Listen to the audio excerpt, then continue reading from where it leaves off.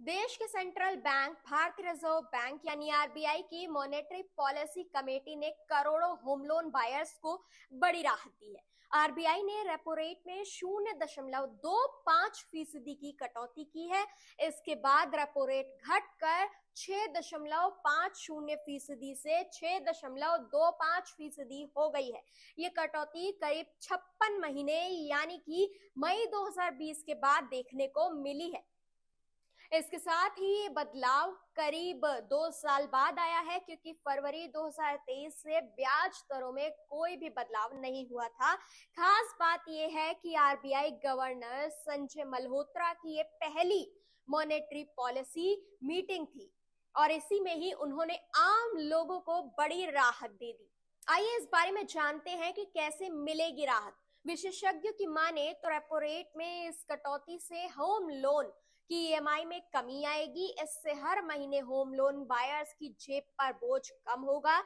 दरअसल जब भी रेपो रेट घटता है तो बैंकों की लोन दरें भी घट जाती हैं। अब बात करें अगर महंगाई और ग्रोथ के अनुमान की, तो आरबीआई गवर्नर संजय मल्होत्रा के मुताबिक वित्त वर्ष 2026 में देश की ग्रोथ रेट 6.75% रहने का अनुमान है। पहली तिमाही में ये 6.7%, दूसरी तिमाही में 7% और तीसरी चौथी तिमाही में 6.5% रहने की संभावना है। अब अगर हम महंगाई की बात करें तो मौजूदा वित्त वर्ष में महंगाई दर 4.8% रहने का अनुमान है। हालांकि चौथी तिमाही में ये बढ़कर 4.5% हो सकती है।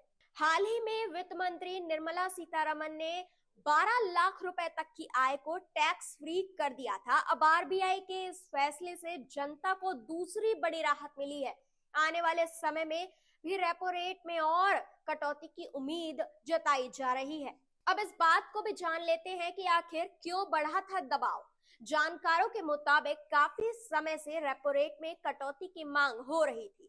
पिछली कुछ मीटिंग्स में भी कुछ सदस्य दरें घटाने का समर्थन कर रहे थे, लेकिन बहुमत यथावत रखने के पक्ष में था।